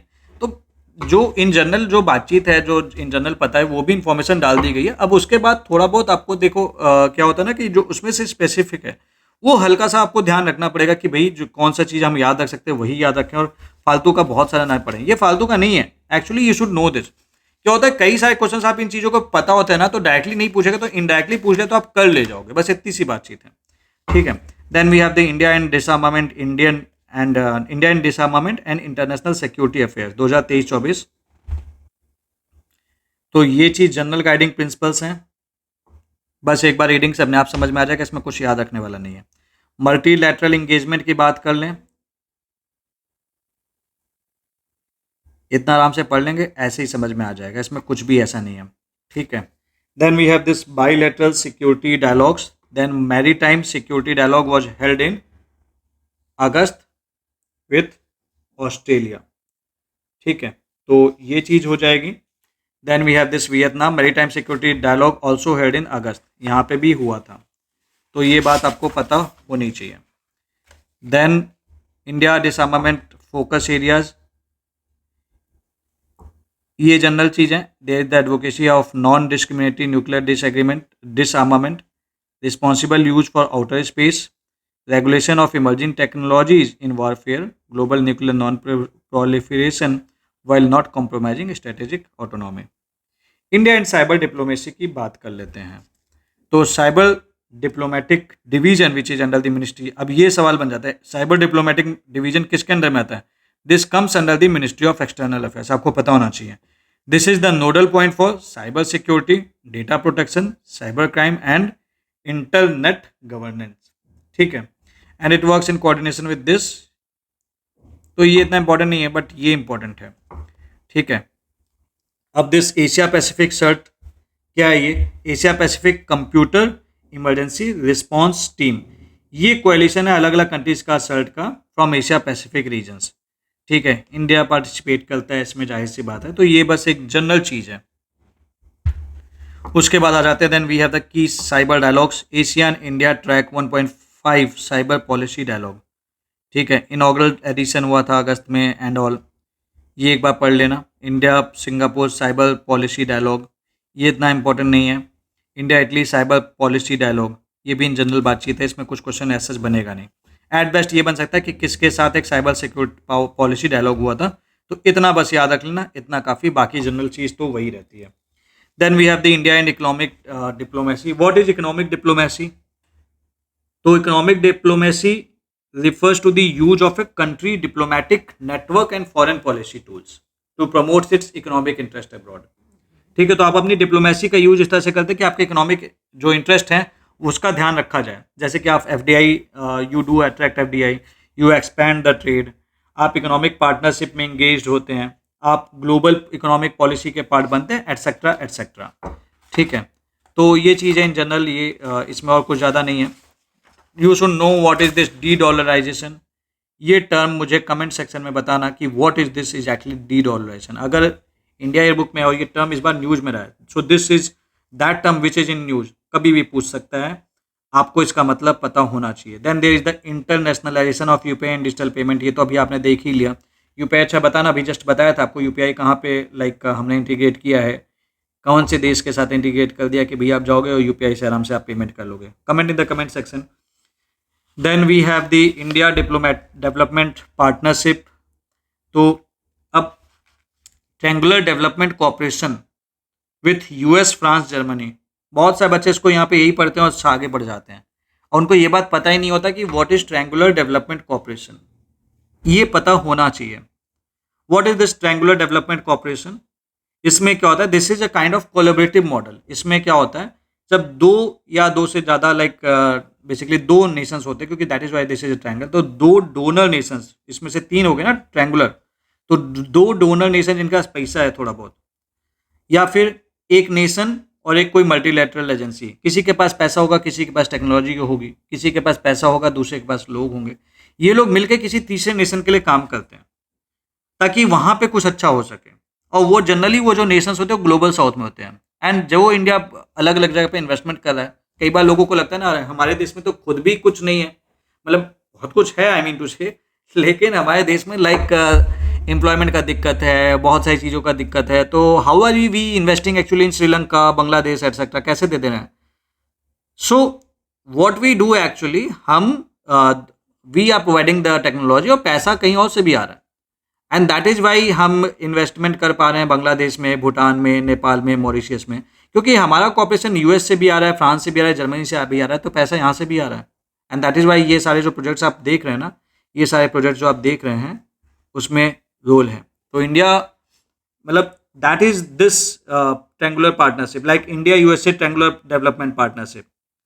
ठीक है, इसमें क्या होता है, US agency for international development, USAID आपने सुन रखा होगा, और इंडिया की मिनिस्ट्री ऑफ एक्सटर्नल अफेयर्स, ये लोग मिलके food security, energy access, women empowerment, इन सारी जगहों पे काम करते हैं और कई सारे प्रोजेक्ट्स पे काम कर रखा है, जैसे अफ्रीका और एशिया में, जैसे केन्या में इन्वेस्टमेंट करते हैं, मलावी में इन्वेस्टमेंट करते हैं, कंबोडिया में इन्वेस्टमेंट करते हैं। इसी तरीके से इंडिया का फ्रांस के साथ भी we have a trilateral cooperation. ठीक है, इनका target region primarily Indo Asia है, अफ्रीका है, तो हम इंफ्रास्ट्रक्चर कनेक्टिविटी पे काम करते हैं। Then we have the India and Germany triangular cooperation. ठीक है, तो जैसे हमने इनके साथ, जर्मनी के साथ मिलकर we have actually launched a joint vocational training programme in Kenya and this Cameroon. तो ये सारे जो आप देखते हैं ना, ये सारा में ना कहीं और से भी पैसा आ रहा है और इसलिए ये चीज़ मैनेज हो पा रही है, क्योंकि हमारे पास हमारे खुद के भी देश की दिक्कतें हैं, बट उनके पास वो एक्सपर्टीज़ कई बार नहीं होता है जो हमारे पास है। हमारे पास इतने लोग हैं तो वो पैसा लगाते हैं, हम काम करते हैं साथ में, और तीसरे देश का डेवलपमेंट होता है। This is the triangular partnership. Then ये सारी चीज़ें हैं, ये आप एक बार देख लेना कौन सा चीज़, कौन सा प्रोजेक्ट कहाँ पे ये इंपॉर्टेंट हो सकता है। So just note it down, ये आपका स्क्रीनशॉट ले लीजिए। Then we have the India's humanitarian aid and assistance. ठीक है, ये इंपॉर्टेंट है, इसमें कुछ चीज़ें बहुत इंपॉर्टेंट है, जैसे कि operation Ajay. What was operation Ajay? ये बहुत इंपॉर्टेंट है। We have evacuated Indian nationals from Israel. Why we there was a need? क्योंकि देखिए अभी क्या हुआ था, there was a Hamas attack on Israel, तो जाहिर सी बात है हमारे लोग मर सकते थे। हमने लगभग 18,000 इंडियन सिटीजन्स को जो इजराइल में थे उनको वहाँ से निकाला था। That is the operation Ajay, आपको पता होना चाहिए। Then operation Indravati.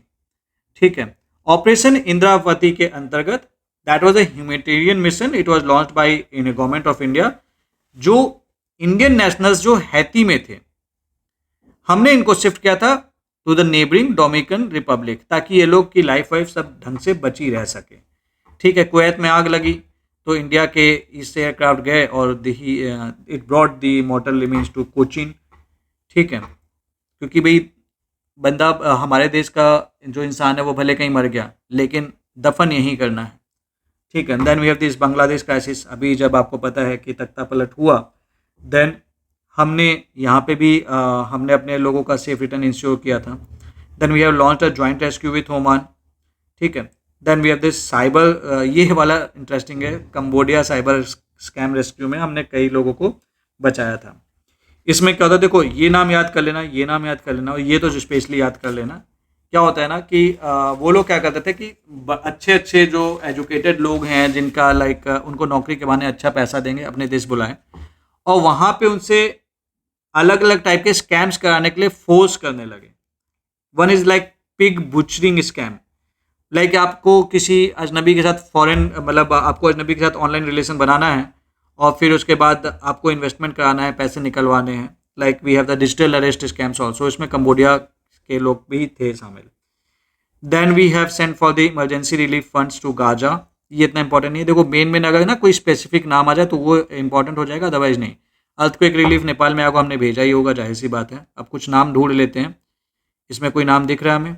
Like Zambia में हमने कॉलरा आउटब्रेक में पैसे भेजे थे, like we have send something water purification tablets.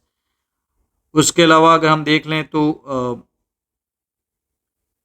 अच्छा, ये ऑपरेशन सगा भरी नहीं है, इसका नाम था ऑपरेशन सद्भाव, इसको सही कर लेना, ये इंपॉर्टेंट है ये वाला। ठीक है, then we have this Saint Vincent Grenadines, 11 ton of aid post hurricane Beryl. तो हरिकेन बेरिल कहाँ पे आया था ये पता होना चाहिए, तो ये नेशन याद कर लेना। This was a storm, Atlantics hurricane season में आया था and this has actually affected Caribbean, Mexico, US, हर जगह को असर किया था। इंडिया ने भी यहाँ पे सपोर्ट भेजा था। ठीक है, तो ये इन जनरल हमने जो जो भेजा है वो एक एक वर्ड आपसे नहीं पूछेंगे, बट कुछ कुछ जो नाम आता है ना, ये हरिकेन का नाम आ गया तो इसका आपको पता होना चाहिए। Then we have the overseas Indian affairs. ठीक है, Chalo India campaign. What is this Chalo India campaign? ये मिनिस्ट्री ऑफ टूरिज्म के द्वारा लॉन्च किया गया और ये श्रीनगर में लॉन्च हुआ था। इस कैंपेन के तहत we are aiming to transform members of Indian diaspora into ambassador of Indian tourism. तो हम इंडियन डायस्पोरा को बोल रहे हैं कि भैया आपने कम से कम पाँच नॉन इंडियन फ्रेंड्स को इंडिया विजिट कराओ। ठीक है, and it aims to promote India as a travel destination. इससे टूरिज्म बढ़ेगा, लोग आएंगे, इन्वेस्टमेंट भी बढ़ने के चांसेस रहते हैं। डेफिनेटली हर चीज़ का एक डिफरेंट इफेक्ट होता ही है। Then we have the cultural diplomacy, वो इतना भी इंपॉर्टेंट नहीं है। Then we have the migration and mobility. हाँ देखो मोगली निकल रहा है। So we have this migration and mobility agreement. ठीक है, सो बेसिकली सिंपल है भाई, माइग्रेशन से रिलेटेड एग्रीमेंट और लोगों के मूवमेंट से रिलेटेड एग्रीमेंट होगा। तो ऑस्ट्रेलिया एंड इटली के साथ हमारा ये वाला एग्रीमेंट है। इजराइल एंड मॉरिशस के साथ we have the labour mobility and welfare agreement. तो इतना इसमें इंपॉर्टेंट नहीं है, कुछ ऐसा सच याद रखने वाला नहीं है। Then we have this safe and legal migration India initiative. ये बेसिकली प्रयास है, PRAYAS, स्पेलिंग गलत हो गई है, प्रयास नहीं है, प्रयास है। That is promoting regular and assisted migration for youth and skilled professional. ठीक है, it is supported by IOM development fund. IOM development fund क्या है? ये ग्लोबल इनिशिएटिव है, इंटरनेशनल ऑर्गेनाइजेशन फॉर माइग्रेशन के द्वारा, जिसका मेन एम है कि you have to enhance the migration management capabilities of developing member states. ठीक है, और ये वर्ड से ही अपने आप एक्सप्लेन्ड है कि this is promoting regular and assisted migration. तो माइग्रेशन होकर में असिस्ट करता है प्रयास जो प्रोजेक्ट है। Then we have the migrant worker digital ecosystem. ये एक इंटीग्रेटेड फ्रेमवर्क है to ensure safe, transparent and efficient overseas employment of Indian workers, particularly those in blue collar jobs. ठीक है, देन उनके लिए ई माइग्रेट पोर्टल। देखिए migration जो लोग माइग्रेट करते हैं उनके लिए हेल्प के लिए ई माइग्रेट पोर्टल है। ये सारी चीज़ें हैं, ये इतना इंपॉर्टेंट एक्चुअली नहीं है। इन जनरल आपको नाम से भी ना कई बार आंसर आप प्रेडिक्ट कर लोगे, फिर ये जनरल बातचीत है, आप एक बार रीड कर लेना, इससे ज़्यादा इसमें कुछ याद करने वाला है नहीं। Then e governance initiatives like e migrate project facilitates faceless paperless recruitment for foreign employers, registered recruiting agencies host a comprehensive database of immigrants integrated with passport Seva project, bureau of immigration etcetera, ये चीज़ें हैं. Then we have this e Seva portal, this is the digital platform to render consular service abroad. Madad portal क्या है ये आपको पता होना चाहिए. This is the online grievance redressal platform for consular issues. तो ये तो आपको बेसिकली पता होना चाहिए what is this Madad portal. अब देखो पता है कभी भी कोई अजीब सा नाम आ जाए ना, बस उसका नाम याद कर लेना कि भाई ये है क्या. इससे ज़्यादा वो आपसे नहीं पूछेंगे. अजीब सा नहीं मतलब कि डिफरेंट नाम, अजीब नहीं, जो समथिंग इज डिफरेंट वो अजीब नहीं होता, ऐसा नहीं है. Then we have this consular passport and visa services. इसमें कुछ खास नहीं है, ठीक है. इनको हम हेल्प करते हैं भाई, हम तो सर्विसेज ऑब्वियस ही बात है इंडियन को भी दे रहे होंगे, डायस्पोरा को भी दे रहे होंगे, फॉरेन नेशनल्स की बात है, तो कॉमन सेंस से भी इसको हम समझ सकते हैं. CPV division is under the ministry of external affairs. ये पूरा कॉमन सेंस से अंडरस्टूड है, तो इसमें कुछ अलग से याद करने वाला नहीं है. ग्रीवेंस रिड्रेसल के लिए we have this Madad portal. Then we have the India's visa exemption agreement 2023 का highlight something. New agreement signed operationalised, इनके साथ हमने साइन किया है वीजा एग्जाम्पशन के लिए. देन वी हैव दिस सेवा portal. This is the digital consular service platform. It was launched by Ministry of External Affairs to provide miscellaneous consular services via the digital platform to Indian nationals abroad. ठीक है, ये चीज़ है. उसके अलावा फिर consular and passport services, एक platform, एक डिजिटल पोर्टल लॉन्च किया गया है फॉर दिस ई सनद डिजिटल पोर्टल. तो ये आपको पता होना चाहिए कि व्हाट इज दिस ई सनद डिजिटल पोर्टल. तुरंत ये नाम याद कर लेना. उसके बाद एम पासपोर्ट सेवा, मोबाइल पासपोर्ट, सिंपल सी बात है, इसमें ज़्यादा कुछ है नहीं जो आपको याद रखना है. देन लास्ट में आ गए we have the Raisina dialogue. ठीक है, what is this Raisina dialogue. ये इंडिया की तरफ से कॉन्फ्रेंस होता है on what geopolitics and geoeconomics. और ये कौन कराता है? It is jointly conducted by ministry of external affairs and एक और ऑर्गेनाइजेशन है that's name is wait a second, या ऑब्जर्वर रिसर्च फाउंडेशन. तो यहाँ पे सब लोग मिलते हैं, चाय पानी पीते हैं और डिस्कस करते हैं कि भैया दुनिया में क्या चल रहा है, पॉलिसी चलो बनाते हैं. वहाँ पे ऐसे ही चलता है. So PM of Greece was a chief guest. Then we have this 7th Indian Ocean conference that was held in Perth, Australia. Indian Ocean conference क्या है? It is an annual event. It is organised by India foundation और दूसरी countries के साथ मिलके, जिसका purpose है कि we have to foster regional cooperation and dialogue among countries जो कि इंडियन ओशन रीजन की हैं. ठीक है. Then we have the Asia economic dialogue. ये एक leading international geoeconomic conference body है. ठीक है, कॉन्फ्रेंस है जो कि भाई ग्लोबल एंड इकोनॉमिक चीज़ों पे डिस्कस कर रहा है. इकोनॉमिक डायलॉग, जहाँ पे डायलॉग की बात आ जाए. Then we have the Munich security conference. ठीक है, इंडिया इसमें पार्टिसिपेट करता है. कहाँ पे होता है? म्यूनिच कहाँ पे है? जर्मनी में है. तो कौन होस्ट कर रहा होगा? जर्मनी ही होस्ट कर रहा होगा. 1963 से ये चल रहा है. So something like this, that's all for this India and world. And I hope आपने कई सारी चीज़ें सीखी होगी. देखिए मैंने वर्ड बाय वर्ड जबरदस्ती का डिस्कशन नहीं किया, क्योंकि मेरा मानना ये है कि उतना याद रखो जितना एग्जाम में पूछ सकता है, क्योंकि उससे ज़्यादा अगर आप याद करते हो तो आप पढ़ तो लोगे, नोट्स भी बना लोगे, प्रोड्यूस नहीं कर पाओगे, कंफ्यूज होते रहोगे. उससे अच्छा जो दिया है उसमें काम का निकालिए, उसे याद कीजिए, यूपीएससी पूछे बता दीजिए देखो हमें आता है. And that's what you have to do. अगला चैप्टर भी बहुत इंपॉर्टेंट है जो हम अगले वीडियो में डिस्कस करेंगे. That is the basic economic data. And in the end मैं चलते चलते एक बात जरूर बोलूँगा कि अभी तक अगर आपने इसके से पिछले वीडियोज नहीं देखे तो देख लीजिए. हर एक वीडियो में आपको काफ़ी कुछ सीखने को मिलेगा. जब बोर होते हो ना उस टाइम पे देख लिया करो, नहीं तो जब एंजाइटी हो उस टाइम पे देख लिया करो, जब कुछ करने का मन ना करे तब देख लिया करो, लेकिन देख लिया करो. And I would strongly recommend कि 2 बार जरूर देख लेना, आपको इस साल कई क्वेश्चंस मिल सकते हैं. So that's it for today. Thank you very much. अगले टॉपिक में हम आपके साथ बात करेंगे बेसिक इकोनॉमिक डेटा, जो कि अपने आप में एक बहुत ही इंपॉर्टेंट टॉपिक है. Thank you very much.